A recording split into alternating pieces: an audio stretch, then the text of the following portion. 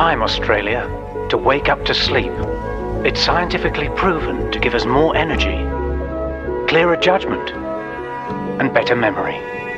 40 Winks, serious about sleep. Hobart's Hit 100.9. The all-new Kingston Hotel, where the good times flow. Hit News Briefing. Hey there, I'm Mikayla Savage. Starting overseas, a tsunami warning for Vanuatu has been dropped after a magnitude 7.4 earthquake struck close to the capital. People living in coastal areas have still been told to move to higher ground as a precaution, with some aftershocks felt. Investigations are continuing into another horrific school shooting in the US. 3 people, including the alleged shooter, reportedly a teenage girl, have died in Wisconsin, with 6 others injured. Authorities have confirmed a second-grade student called 911.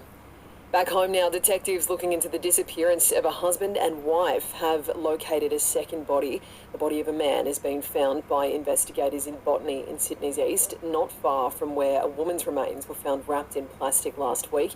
The second body hasn't been formally identified. The Victorian government is trying to stamp out what it calls a nasty streak of anti-Semitism across the state. The proposed changes come just over a week after the attack on a Melbourne synagogue.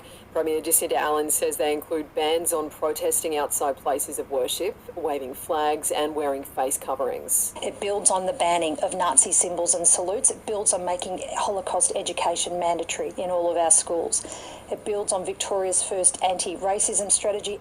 It's understood New South Wales is considering similar legislation. And the ACCC is looking into Aussie businesses who potentially engaged in misleading advertising during the Black Friday sales after a number of reports from consumers.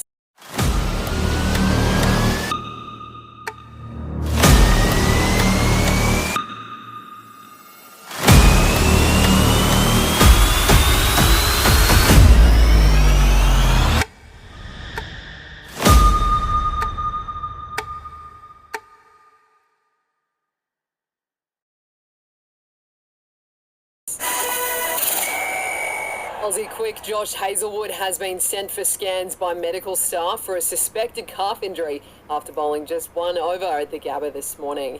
We'll get our first look at David Warner as Sydney Thunder captain tonight. They'll take on the Adelaide Strikers in the Big Bash in Canberra. And Patrick Kisnorbo has shocked the A-League world, resigning effective immediately as coach of Melbourne Victory. The 43-year-old says an overseas opportunity is the reason for his departure. Global Poly Water Tanks. Yodel for a global today. This is Hit Weather.